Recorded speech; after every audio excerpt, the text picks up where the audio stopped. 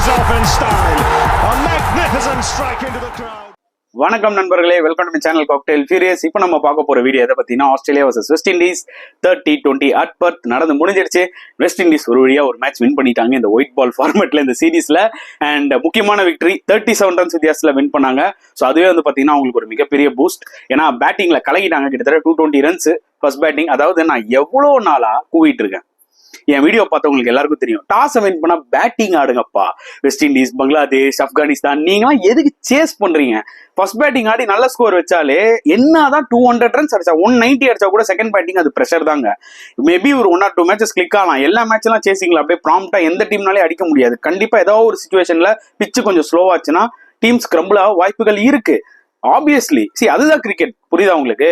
இன்னைக்கு toss win பண்ணி கரெக்டா பேட்டிங் எடுத்தாங்க வெஸ்ட் இண்டீஸ். 220 அடிச்சாங்க அண்ட் 37 ரன் வித்தியாசத்துல வின் பண்ணிருக்காங்க. ஏன்னா பிச் வந்து பாத்தீங்கன்னா கொஞ்சம் ஸ்லோவா இருந்துச்சு. அந்த பவுன்ஸ் இருந்தது, ஆஸ்திரேலியாவோட அந்த டிபிக்கலா பவுன்ஸ் இருக்கும் பாத்தீங்களா பிச்சில், அது இருந்தது. பட் கொஞ்சம் நின்னுதான் வந்துச்சு. ஸோ அது செகண்ட் பேட்டிங் போக போக கொஞ்சம் கஷ்டமா இருந்தது ஆஸ்திரேலியாவுக்கு. To be very honest. And West Indies already ஒரு பெரிய ஸ்கோர் போஸ்ட் பண்ணிட்டாங்க.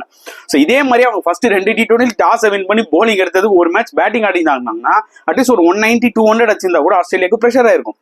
நேத்து செகண்ட் T20 கலக்கிய மேக்ஸ்வெல் வந்து பாத்தீங்கன்னா T20 தடவிட்டு இருந்தாரு. அதாவது ஒரு 6 ரன் தான் மாட்டுச்சு. மற்றபடி பாத்தீங்கன்னா ஒரு ஸ்டேஜ்ல 10 பாலுக்கு 3 ரன் இருந்தாரு. அப்பனா பாத்துக்கோங்க எந்த அளவுக்கு பிச்சும் டஃபா இருந்தது. ஜென்ரலா என்ன கேட்டீங்கன்னா T20 ஃபார்மேட்ல ஃபர்ஸ்ட் பேட்டிங் இறங்கி தைரியமா அடிங்க. அதாவது நீங்க அன்லஸ் ஒரு சின்னசுவாமி ஸ்டேடியம்ல வந்து விளையாடுறீங்கன்னா ஓகே, எந்த டார்கெட் வேணா சேஸ் பண்ணுங்கன்னு சொல்லலாம்.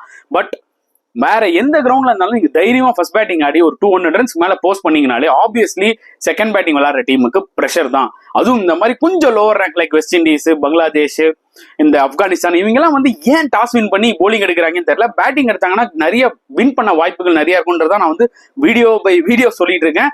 நல்ல காலம் வெஸ்ட் இண்டீஸ் அதை பண்ணி இன்னைக்கு வின் பண்ணிட்டாங்க. மார்ஜின் பாத்துக்கோங்க 37 ரன்ஸ். ஸோ அதுலேயே தெரிஞ்சுக்கோங்க எவ்வளவு இம்பார்ட்டன்ட் ஃபர்ஸ்ட் பேட்டிங் விளையாடுறதுன்னு சொல்லி T20ல. Yes, that is one. And West Indies கண்டிப்பா ஒரு ஸ்டேஜ்ல 79 for 5. நான் என்ன நினைச்சேன்னா ஓகே 3-0 முடிஞ்சு போச்சு அப்படின்னு பார்த்தா ஆண்ட்ரூ ரசல் அண்ட் ஷெர்ஃபன் ரத்தர்ஃபோர்ட் 2 பேரும் நின்று ஒரு பார்ட்னர்ஷிப் விஸ்வரூபம் எடுக்க ஆரம்பிச்சாங்க. வேற லெவல். ஆக்சுவலா இனிஷியலா டக்குன்னு அடிச்சாரு யாரு, ஆண்ட்ரூ ரசல். பட் அதுக்கப்புறம் சரியான மொமெண்டம் கொடுத்தது வந்து ரத்தர்ஃபோர்ட் தாங்க.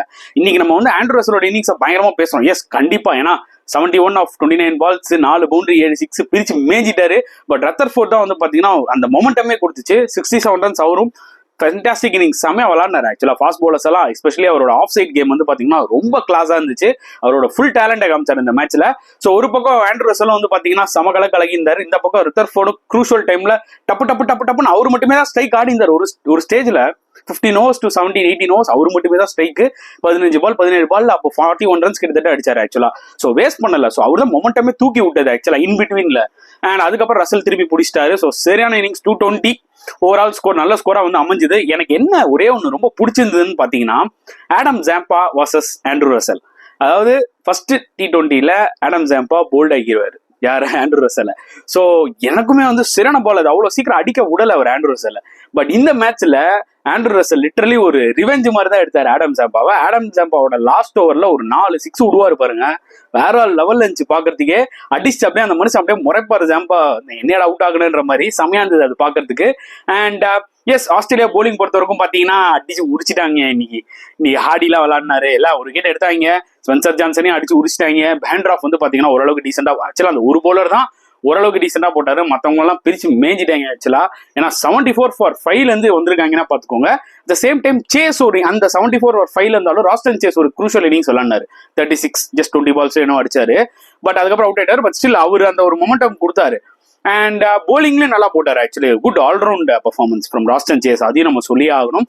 ஐ திங்க் ராஸ்டன் சேஸ்லாம் மாதிரி பிளேயர்லாம் வந்து கன்சிஸ்டன்டா வெஸ்ட் இண்டீஸ் T20ல விளையாடலாம். ஏன்னா அவங்க கிட்ட இருக்கிற எல்லா பிளேயர்ஸுமே அடிச்சு விளையாடுற பிளேயர்ஸ். ஸோ கொஞ்சம் சிங்கிள்ஸ் விளையாடணும், கொஞ்சம் ஸ்டே பண்ணி விளையாடணும். அட் சேம் டைம் ஒரு ஆஃப் ஸ்பின்னர். ஆப்வியஸ்லி ராஸ்டன் சேஸ்லாம் வந்து வேல்யூ ஆடட் பிளேயர். அவரெல்லாம் வந்து பாத்தீங்கன்னா டிராப் பண்றது, அப்புறமா கடைசியா ஏதாவது ஒரு மேட்ச் ஆப்பர்ச்சுனிட்டி கொடுக்கறது என்ன நினைக்கிறாங்கன்னே தெரியல வெஸ்ட் இண்டீஸ் செலெக்ஷன் போர்டா இருக்கட்டும், யாரானா இருக்கட்டும். ராஸ்டன் சேஸ்லாம் மஸ்ட் இந்த டீமுக்கு. That is one. ஸோ என்னதான் 220 அடிச்சாலும் நம்மளுக்கு என்ன தோணும், மேக்ஸ்வெல் இருக்காரா, ஓகேடா, என்னதான் இருந்தாலும் அடிக்க வாய்ப்புகள் நிறைய இருக்குடா, ஆஸ்திரேலியாவை நம்ம சாதாரணமா நினைச்சிட முடியாதுன்ற மாதிரி தான். பட் ஒரு பக்கம் டேவிட் வார்னர் என்ன இன்னிங்ஸ்ங்க, 81 of 49 balls கிட்டத்தட்ட செம்ம இன்னிங்ஸ். செஞ்சுரி போடுவான்னு நினைச்சேன் இன்னைக்கு தலைவன். பட் அன்பார்ச்சுனேட்லி அவுட் ஆயிட்டேன். ஏன்னா run rate required rate pressure அந்த அளவுக்கு. ஏன்னா ஒரு பக்கம் வார்னர் மட்டும் தான் அடிச்சிட்டு இருந்தாரு. இந்த மேட்ச்ல இங்கிலீஷ் ஓப்பனிங் இறங்காம மார்ச் வந்துட்டார் as a கேப்டனா. நான் 2 மேட்ச் அடிக்கல, இந்த மேட்சாவது அடிக்கிறானான்னு சொல்லிட்டு வந்து அடிக்கல, தடவிட்டு இருந்தாரு. ஏன்னா பிச்சில் அந்த ஒரு ஸ்லோனஸ் இருந்துச்சு.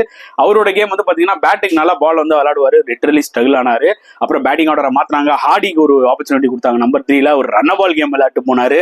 அதுவும் இன்னும் ப்ரெஷர் ஆயிடுச்சு டேவிட் வார்னருக்கு. ஏன்னா டேவிட் வார்னர் ஒரு ரெண்டுல வேற லீக்ல விளையாடுன்னு இருக்காரு, பட் அவருக்கு சரியான சப்போர்ட் இல்ல. அப்புறம் இங்கிலீஷ் நம்பர் 4 வந்தாரு, அவரும் காட்டன் போல்ட் அவுட், ராஸ்டன் சேஸ் போலிங்ல. அப்புறம் மேக்ஸ்வெல் வந்தாரு, எல்லாரும் ஒரே கிரௌடு அப்படியே பயங்கரமா எனர்ஜி ஆயிட்டாங்க. அண்ட் மேக்ஸ்வெல் வந்து பாத்தீங்கன்னா ஒண்ணுமே பண்ண முடியல, டிசப்பாயின்மெண்ட் தான் கிரௌடுக்கு. ஏன்னா தடவை ஸ்டேஜ்ல 10 பாலுக்கு 3 ரன் இருந்தாரு. ஏன்னா ரிக்வயர்ட் ரேட்டு எங்க கையை விட்டு போயிடுச்சு ஆக்சுவலா. ஸ்டில் மேக்ஸ்வெல் இருக்காரு, ஏதாவது பண்ணுவாரு அப்படின்ற ஒரு ஆப்ஷன் இருந்துச்சு, பட் அவரும் தடவுல வந்து பாத்தீங்கன்னா ஒன்னும் பண்ண முடியல, அவரும் சீக்கிரமா அவுட் ஆயிட்டாரு. அண்ட் பாவம் டிம் டேவிட் தான் வந்து பாத்தீங்கன்னா நல்லா விளாடினாரு ஆக்சுவலா. 19 பால் 45 ஏதோ அடிச்சாரு, நாட் அவுட். பட் அவர் மட்டும் தான் ஸ்ட்ரைக்ல ஆடி இருந்தாரு. ரிக்வயர்ட் ரேட் எங்கேயோ போயிடுச்சு. லாஸ்ட் ஓவர்ல 55 ரன் டு வின் நம்ம பாத்துக்கோங்க. ஸோ ஆஸ்திரேலியா வந்து ரொம்ப பெரிய விஷயமா அதை எடுத்துக்க போறது இல்ல, பட் ஸ்டில் அவங்க 3-0 வின் பண்ணி, இந்த வெஸ்ட் இண்டீஸ் டீமை 3-0 வின் பண்ணிருக்கணும்டான்ற ஒரு விஷயம் மனசுக்குள்ள ஒரு ஓரமா இருக்கும். வேற வெஸ்ட் இண்டீஸ் இந்த ஆஸ்திரேலியா ஒரு மேட்சா ஜெயிச்சிட்டோம்டா அப்பா. ஏன்னா டெஸ்ட் சீரீஸை லெவல் பண்ணாங்க, ஒன் டே சீரீஸை ஃபர்கட்டபிள் ஒன் டே சீரீஸ் ஆக்சுவலா. அது லிட்டரலி ஆஸ்திரேலியா ரேப் பண்ணிட்டாங்க அந்த சீரீஸ் ஃபுல்லாவே. T20 சீரீஸ் அட்லீஸ்ட் இவங்க வந்து பாத்தீங்கன்னா சேசிங் டாஸ் வின் பண்ணி போலிங் எடுத்தாலும் ஒரு 200 அடிச்சாங்க, புரியுதா, ஒரு கம்பீட் இருந்துச்சு ஆக்சுவலா. பட் இந்த மேட்ச்ல கிளியரா வின் பண்ணிட்டாங்க. ஸோ வெஸ்ட் இண்டீஸ் அந்த 2 மேட்ச்ல டாஸை மட்டும் வின் பண்ணி பேட்டிங் ஆடினாங்கன்னா நல்ல சான்ஸ் ஆக்சுவலா T20 சீரீஸ் வின் பண்ண. ஏன்னா அவங்க கிட்ட அந்த மாதிரி டீமும் இருக்குங்க, அவங்க கிட்ட எல்லா டைப் ஆஃப் போலர்ஸ், எல்லா டைப் ஆஃப் பேட்ஸ்மேனும் இருக்காங்க. ப்ராப்ளம் என்னன்னா கரெக்டான ஒரு 11, ஒரு 1 or 2 மிஸ்டேக் பண்றாங்க 11ல மேட்ச் டு மேட்ச், அதான் பெரிய பிரச்சனையே. At same time toss win பண்ணா போலிங் தான் எடுக்கிறாங்க, அது இன்னும் ஒரு பெரிய பிரச்சனை. இந்த மேட்ச்ல தான் ஒழுங்கா பேட்டிங் எடுத்தாங்க. போகும்போது இனிமேல் ஃபியூச்சர்ல பார்க்கலாம் என்ன பண்ண போறாங்கன்னு சொல்லிட்டு.